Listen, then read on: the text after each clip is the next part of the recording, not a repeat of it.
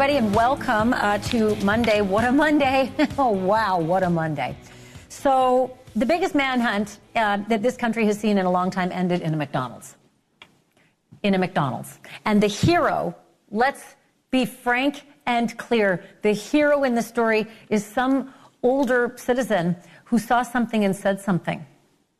And then the police came and made an arrest. That's the system, folks, and that's the way it's supposed to work. And it works real well, because I think you and I can all agree we're usually pretty darn proud to be Americans, right? But to the rest of you cheerleading out there, that this guy that they've arrested, you'll pay for the bail, you'll help his defense and all the rest. Do you do that for everybody we arrest for murder? I'm just curious. I've got a couple of things to say about the celebrations of a suspected murderer and the celebration of the murder of a guy apparently you don't like. Okay. I'm not big on the healthcare system either. I've had my denials too. But I tend to think that becoming a citizen of this country was real damn worth it, because we live by rules and laws here, and I've been to far too many countries where they don't.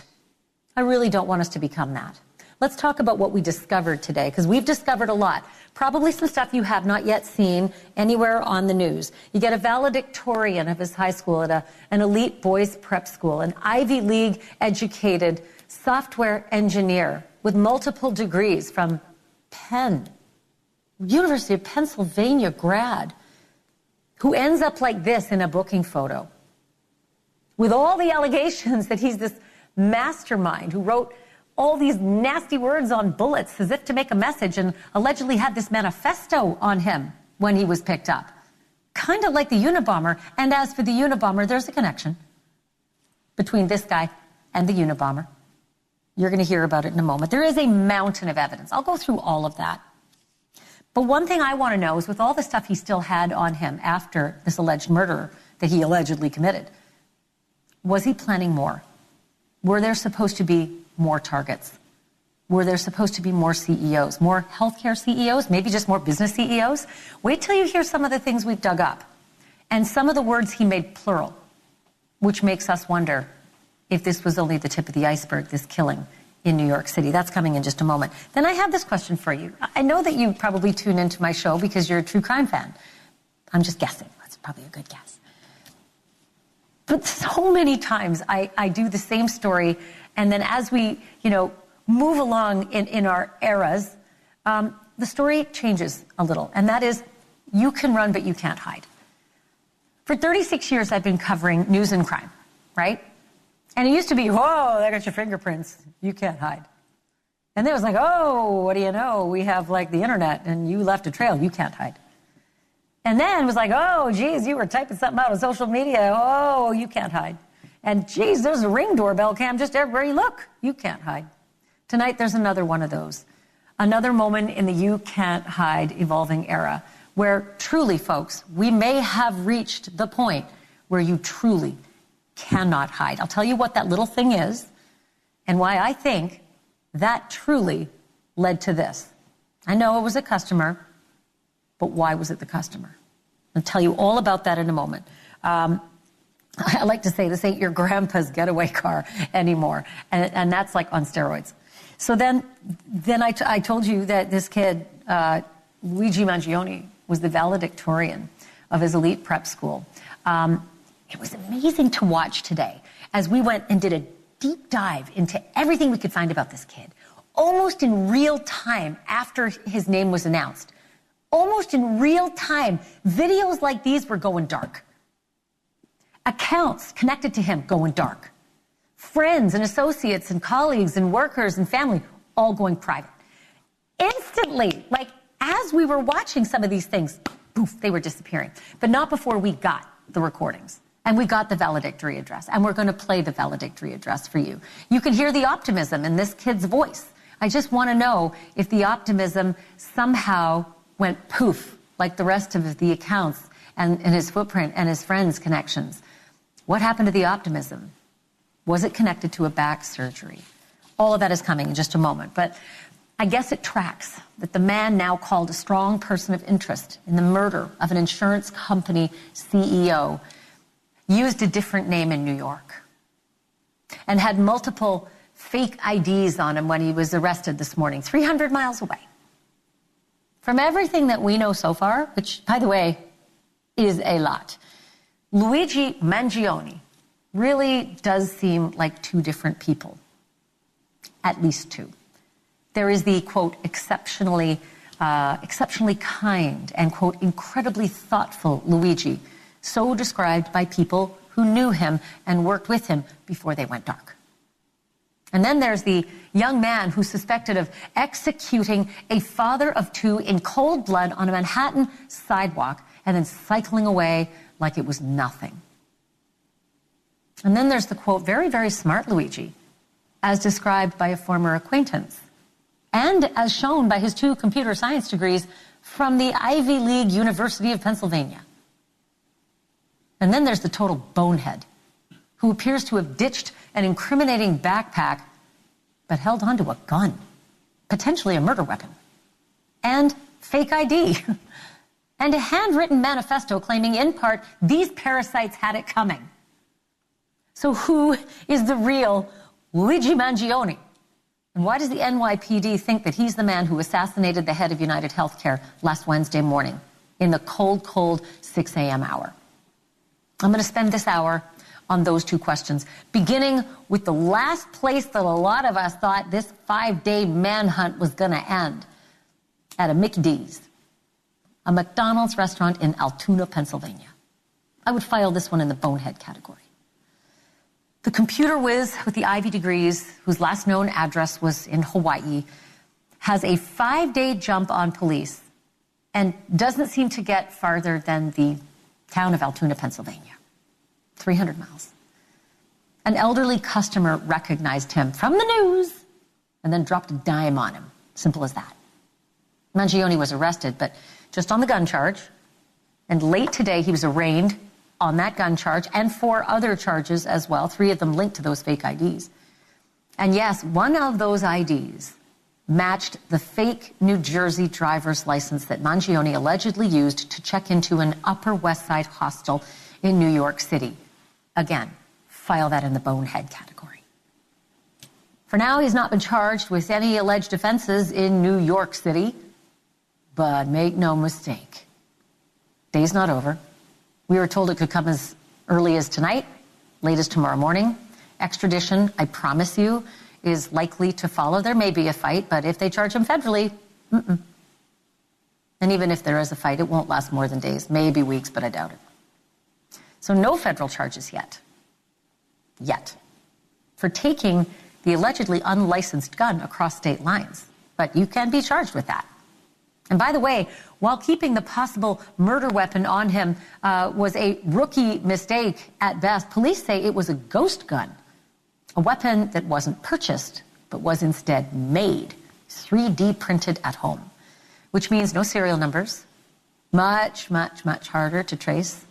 That silencer that you heard so much about, technically called a suppressor, that was also recovered and also made with a 3D printer. As for the manifesto, also made. It's 3 pages long. And for now, the police are not making it public. There are leaks, though. But they do say this. They say it reflects, and I will quote, ill will towards corporate America. And CNN is reporting at least 2 lines refer to the healthcare industry. One of them reads, "These parasites had it coming." And another one reads, "I do apologize for any strife and trauma, but it had to be done." End quote. Here I want to remind you of 3 little words. Actually, I wrote them on a Post-it note and put them on my desk because I didn't want to screw them up. Deny, depose, defend. That was what they should have been. That was what was on the bullets. But the book itself is delay, deny, defend. But the bullets said deny, depose, delay. And apparent allusions to medical claims rejected by insurers. No big surprise here. Bail was denied at the court hearing tonight, and that's probably the least interesting thing that happened today. Authorities painted a picture of Mangione's arrest, and the arresting officer himself spoke at a news conference afterwards. His name is Tyler Fry, and guess what? Tyler Fry, the arresting officer, has been on the force all of 6 whole months. Have a listen. So whatever we got on scene there, we were able to pretty much find where he was at in the restaurant. And as soon as he was wearing a blue medical mask. As soon as we pulled that down, or we asked him to pull it down, me and my partner and I recognized him immediately, just from what we saw in the media with photos, videos. We just didn't even think twice about it. We knew that was our guy. NewsNation's national correspondent Alex Capriello has been in Altoona all day. He joins me now live, as does our Brian Enton, who's at the suspect's alma mater, the University of Pennsylvania. Okay, Alex, I'm going to begin with you.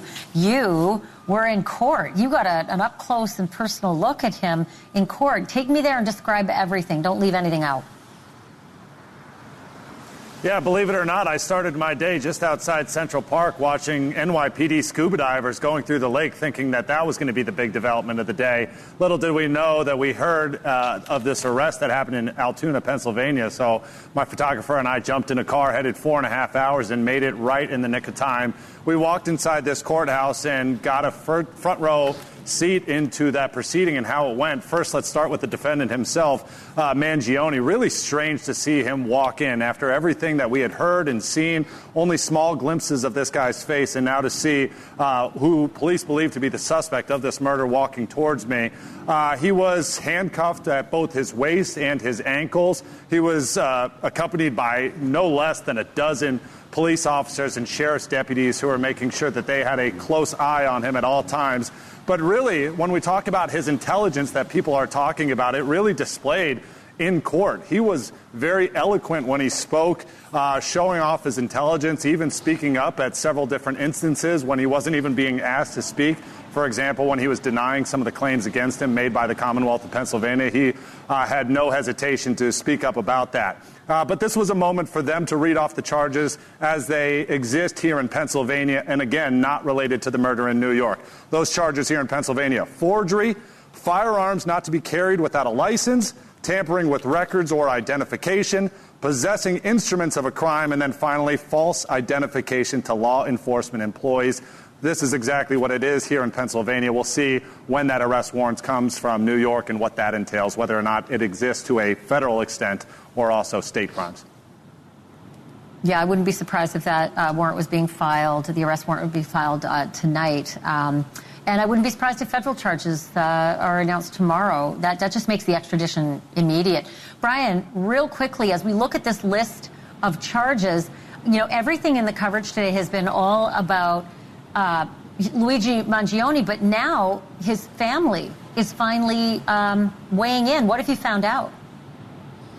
Yeah, we just got this statement from them within the last 5 minutes, a prominent family from Maryland, and I want to read it to you. This is what they say. Unfortunately, we cannot comment on news reports regarding Luigi Mangione. We only know what we have read in the media. Our family is shocked and devastated by Luigi's arrest. We offer our prayers to the family of Brian Thompson, and we ask people to pray for all involved. We are devastated by this. You know, what's so interesting, Ashleigh, is when we cover these shootings, oftentimes it's the lone gunman. It's the man dressed in all black, bullied, living alone in a room somewhere. This is the total opposite. Luigi Mangione is good-looking, he is smart, he is accomplished, he is rich. You heard me just read the statement from his family. They are a prominent, very rich family from Maryland. They own country clubs. They own a radio station.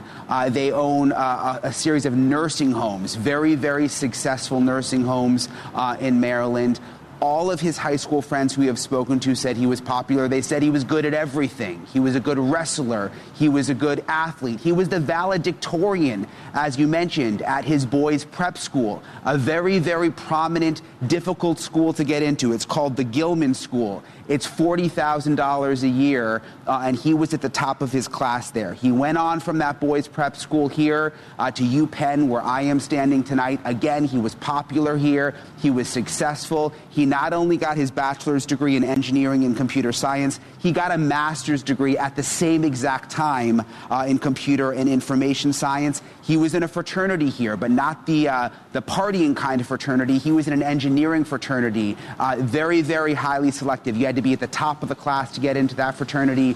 You mentioned he was in Hawaii recently. He had moved to Hawaii, which is sort of a mysterious component of his history. He was living in what's called a surfing co-living community where he would surf during the day. I spoke to people who were living with him there. It was almost like dorm style. Again, they said he was a great guy, that he was social, that he was smart. They had a book club. He was the head of the book club. And this stood out to me. This was interesting. They said that he enjoyed intellectual conversations about systems in America not working, which could play into the motive behind all of this. But they said at no time was he ever violent. Everyone we talked to, from people in high school to people in Hawaii to people here at UPenn, all said this comes as a total shock, Ashleigh. It's so mysterious. Brian, I'm going to ask you a question in a minute, and that is like, it was a guy at McDonald's who dimed him out. It wasn't any of the friends, any of the family, any of the coworkers, any of the myriad people he's come into contact with in his life who likely have seen all the same pictures we have. I want to ask you about that in a second. But first, Alex, the demeanor upon his arrest, if he is in fact the killer, the demeanor at the moment that the police encountered him and asked him if he'd recently been in New York may be one of the most telling pieces of evidence of it all. Can you describe that? Yeah, it was outlined to us today in court and then further exemplified in a criminal complaint that we got delivered to our inboxes. Essentially, he was just sitting inside this McDonald's here in randomly Altoona, Pennsylvania. He had on a blue medical mask and was sitting there working on a laptop. And that's when that McDonald's employee looked up, noticed that this person might seem kind of familiar to those pictures that have been circulating for the last 5 days, blasted across social media channels, trying to find this guy. So that employee called the police. When the police came, they came up to him. They asked him for an identification. That's when he handed over that fake New Jersey ID, the one that authorities believe he used to actually check into that hostel on the Upper West Side. When they asked him about it and they said, hey, have you been to New York recently? All of a sudden, the police say his demeanor completely changed. At first, he was confident and cooperative. Now, all of a sudden, he went silent. And the police even said that he actually began shaking in his seat. He was unable to answer any of their questions. They ran the ID, of course, found out it was fake. They then asked him, why'd you give us a fake ID? And that's when he said, quote, I clearly shouldn't have. So a big shift in his overall demeanor as soon as the pressure started mounting. You know, like I said, if he's the killer, the fact that he started shaking at the question, were you recently in New York, may just be telling as to the fact that he never thought he'd get caught. He thought that he had figured this out. Again, if he is the killer, that's what that shaking says to me. One real quick add to that, because the police, I think, misspoke in one of the news conferences saying that an employee ID'd him. It was actually a patron, an older patron, who ID'd him and told the employee, and the employee then called the police. And then I think someone in the NYPD said the employee had ID'd him. But the ID in itself, Brian Entin, I keep thinking, where were all the people who knew him? We'd all been looking at this face for 5 days, and nobody said anything who actually knew him. Yeah, this is the first thing I texted you, Ashleigh. You've got this stranger in a McDonald's who manages to glance over at him and put the connection together and say, this looks like the guy that's been all over the news, all over the world. But his social circle, you've got the people here at Penn. He was a popular guy. The people in Hawaii, the big prominent family. He's got a Republican lawmaker cousin in Pennsylvania. None of these people apparently put the connection together, or possibly they did. It is a possibility. I mean, there is this theory floating around that NYPD may have had a tip, may have already known he was the guy, he may have been on a watch list. Maybe they had called it in. We don't know, but it's certainly interesting to think about. It's a good point, because there is some word that he's been estranged from that family, so it's possible they were calling and that was being kept under wraps. Alex Capriello and Brian Entin, great work, both of you. Just terrific digging, and we've got lots more, so thank you to both of you for that. Thanks, Ashley. Thanks. Okay, so, you know, Luigi Mangione could easily have been the person that he supposedly despises. A wealthy, privileged, powerful titan of industry whose every decision touches the lives of millions. Ahead tonight, the early years that prepared this suspected killer for the C-suite instead of a prison cell, and the suspect's own view of his future from a decade ago when he was a prep school valedictorian. We found his speech, and we're playing the best parts next.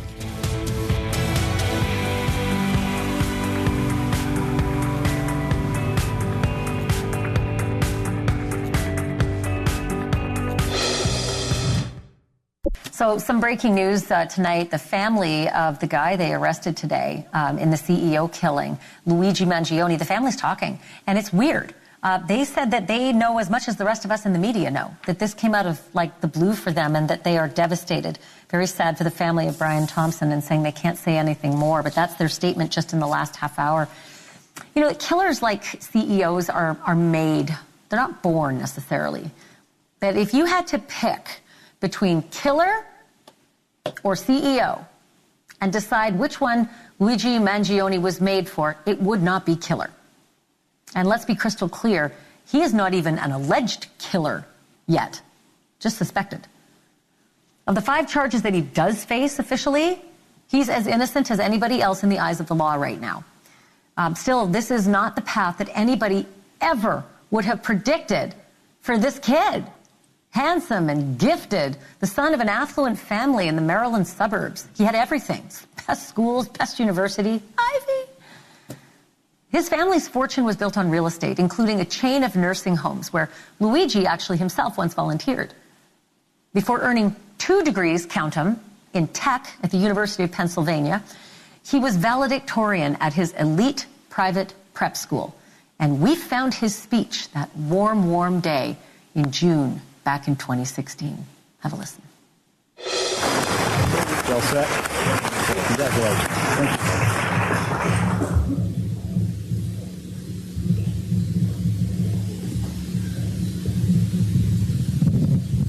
Headmaster Smythe, Mr. Hubeck, members of the Board of Trustees, family, friends, faculty, and fellow students, good afternoon.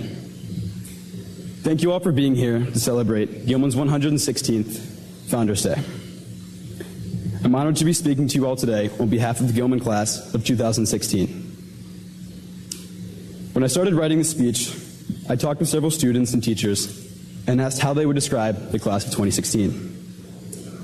Many of the students characterized our class as inventive, in both imagination and initiative. At the same time, several teachers reminded me of our class's commitment to Gilman and its traditions. I came to realize that both views are correct. The class of 2016 is truly defined by its inventive, pioneering mentality that accompanies a strong commitment to Gilman tradition. All of these endeavors took a huge amount of courage, and they demonstrate that the class of 2016 truly has the fearlessness to explore new things and the obvious ability to excel. But as inventive as the class of 2016 is, our class was able to explore the new while also preserving the old. So the class of 2016 not only explored new frontiers, but also maintained Gilman's most important traditions. I think this combination of preservation and exploration is what Gilman is all about. Gilman maintains its classic core values by cultivating mind, body, and spirit in its students, but also champions an environment of acceptance and diversity, while excelling in its technological endeavors. As I conclude my speech, I have to remember that a valedictory, by definition, is a farewell. We seniors have been hiding from it all year, and I've even been avoiding it in my speech. But now it's time to face the truth. Our time as Gilman students has come to an end. It seems like just yesterday that we were freshmen, having tie wars and playing computer games in CT20, but now we're moving on. Just like we've done these past few years, we'll be exploring the unknown, whether that be attending colleges across the country, traveling the world during gap years, or fulfilling military service in foreign countries. As we embrace the new, however, we won't forget the old. Our friendships, values, and memories from Gilman will always stay with us. So, to the class of 2016, a kind of class that only comes around once every 50 years. It's been an incredible journey, and I simply can't imagine the last few years with any other group of guys. Thank you.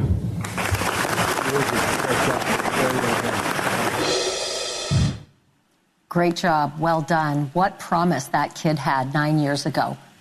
Great job. What promise. Oh my God. Can you imagine being that teacher now, those fellow students?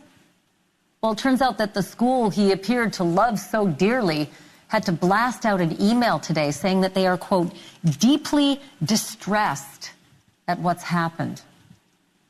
And we found a more recent, more ominous peek into Mangione's mindset from his reading list on the website Goodreads, a list that has now been locked down.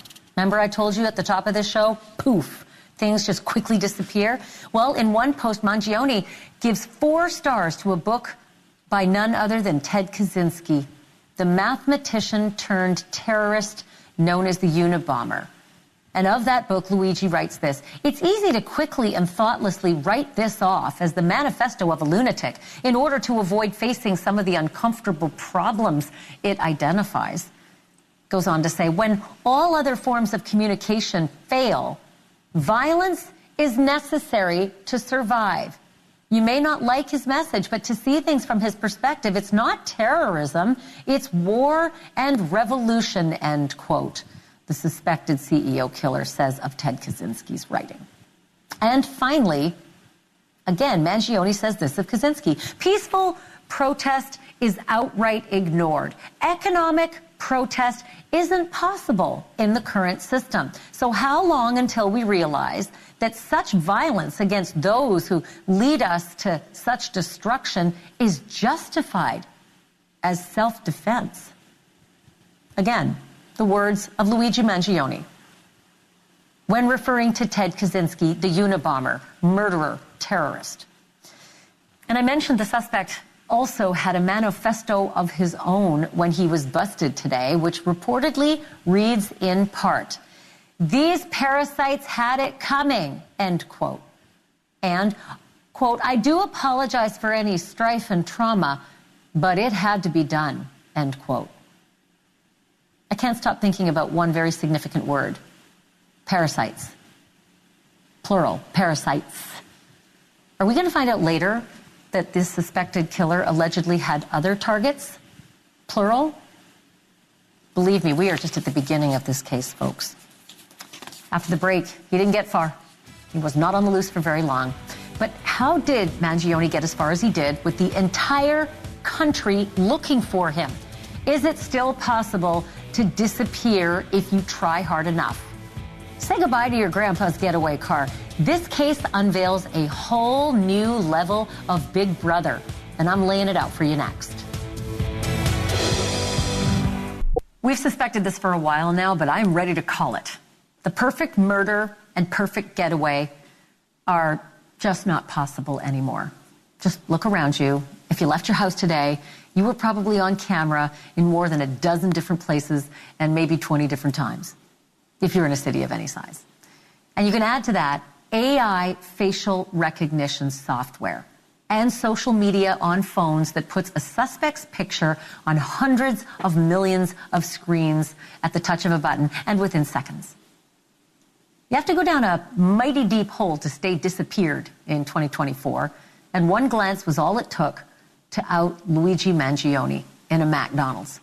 Joined now by Joe Cardinale. He's a retired lieutenant commander in the NYPD. Joe, it's good to have you. Thanks so much. Am I wrong? Is it really getting to be almost impossible to vanish and pull off the perfect murder? It's getting a lot tougher. We know that just by what we saw in this case right now and other cases. But, this case has so many different variables that this person thought he could get away with it.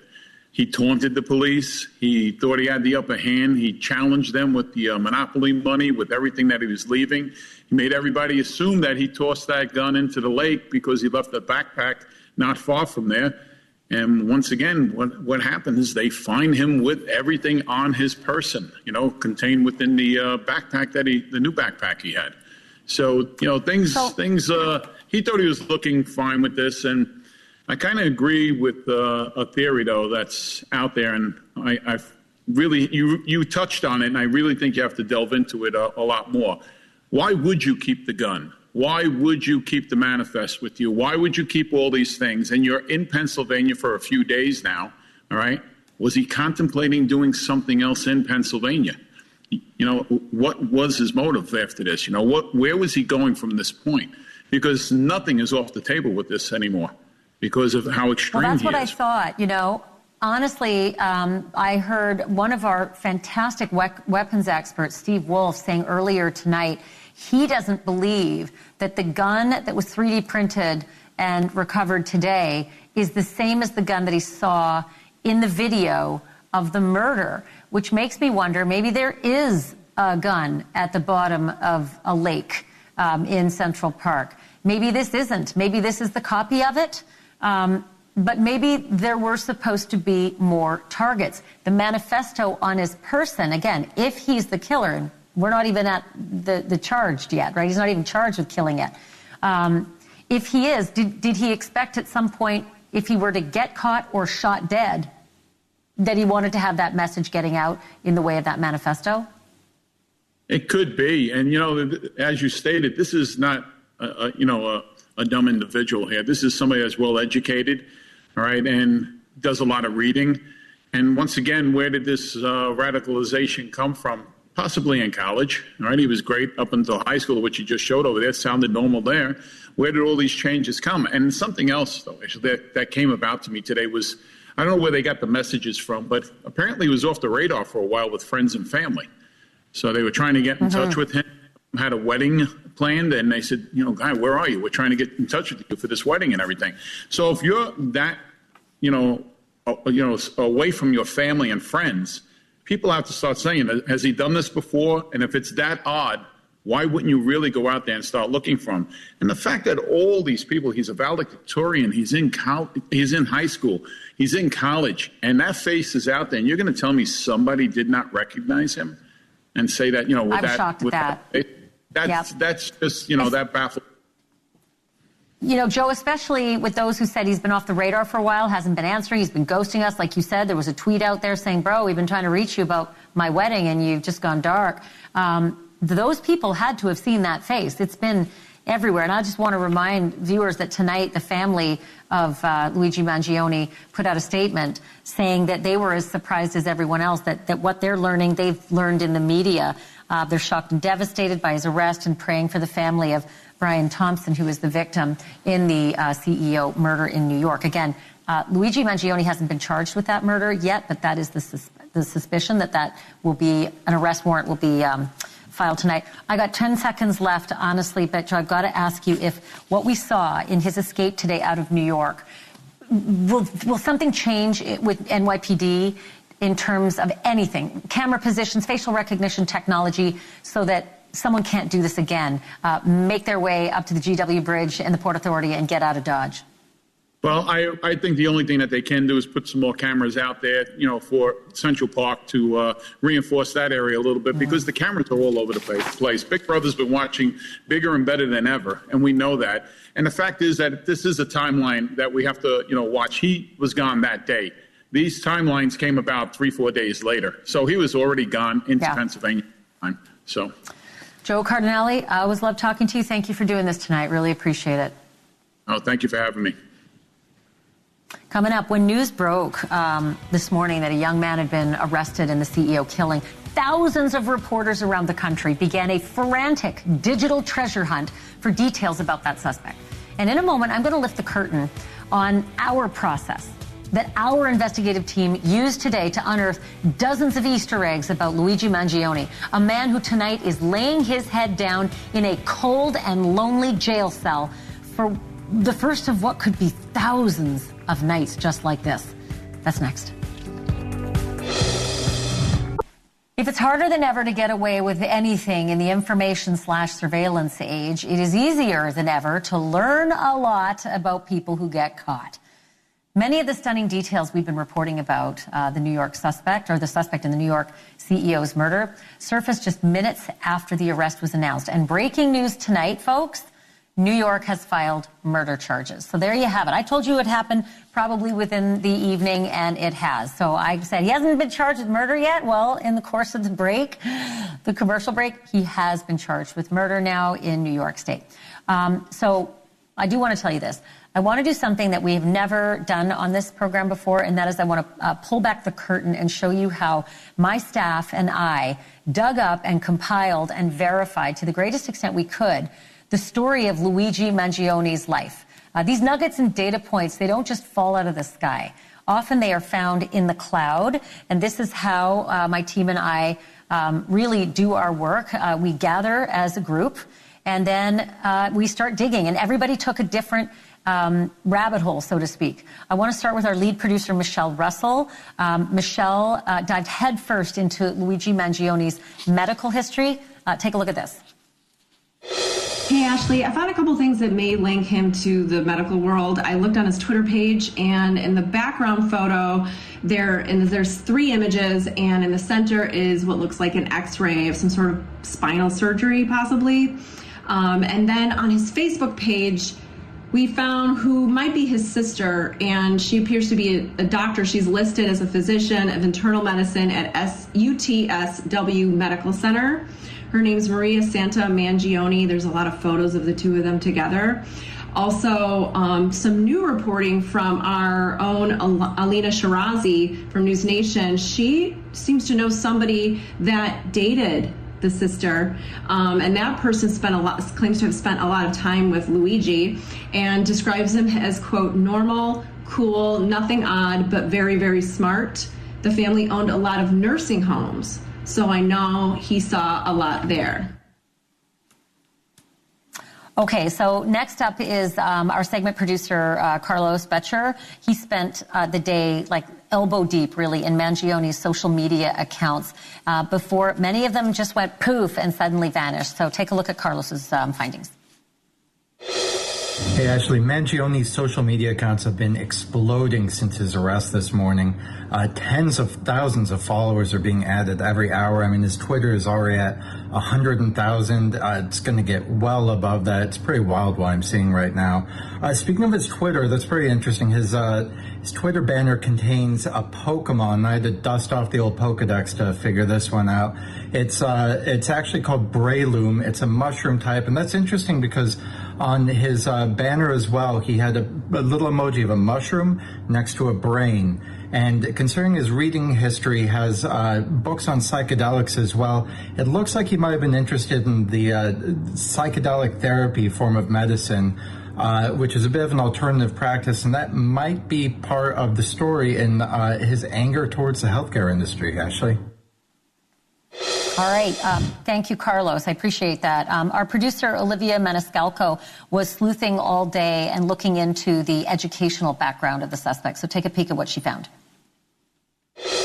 Thanks, Ashleigh. So immediately we did some digging. We found out he went to private school in the Baltimore area at a place called the Gilman School, which notably costs around $40,000 a year to attend. So it's obviously pretty prestigious. He didn't just go there too. He was the valedictorian and he wrestled there. You know, he was involved. Because he was the valedictorian, he gets accepted to UPenn. He gets not only a bachelor's degree in computer science, but he also gets a master's degree. So, you know, this guy is dedicated. He was a teaching assistant.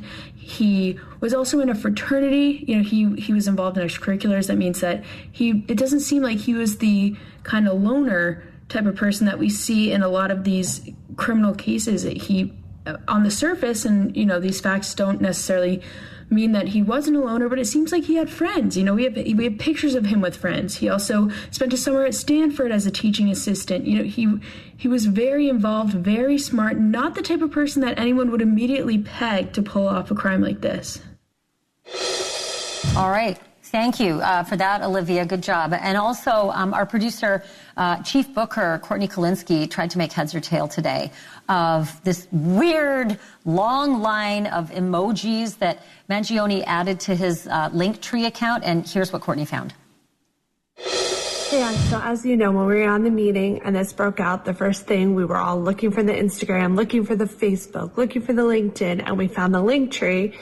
And under Luigi's bio, he has all these emojis, and it has a computer, a nerd face. And then what's really, really interesting is it had a ninja with its mouth covered, and a runner, and then a yoga person, and a weightlifter. And right away I was like, oh, he's literally saying right there, like, I'm the masked person, I'm on the run. Like, he's relaxed about it. He has a brain that shows he's smart, intelligent.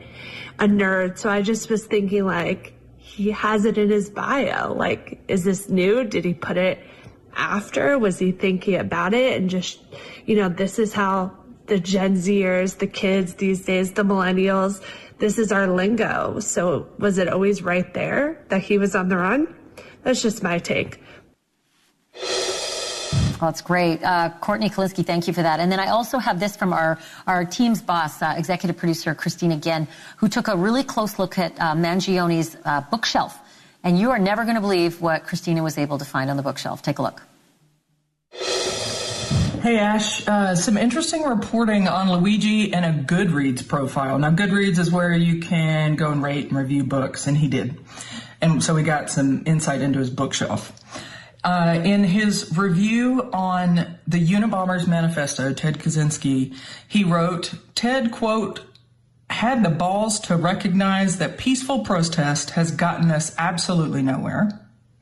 Other books on his list, a book about mental illness, several books about chronic back pain, which goes, interestingly, with the back surgery x-ray picture that we found on his Twitter account, X account.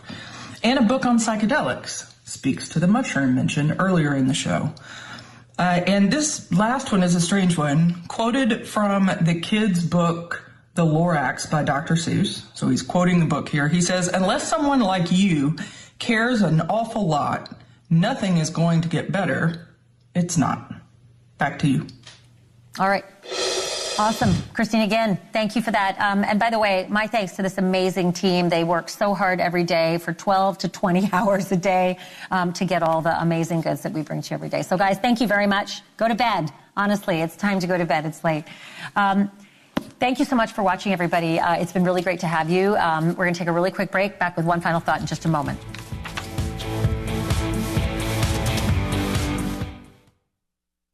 Hey, friends, a lot of people have been cheerleading the death of the CEO, and I just have two things I want to say as fact. Fact, puppies are cute. Fact, murder is bad. Period. There is no debate. So please put away your pom-poms and stay tuned for Cuomo. He's next.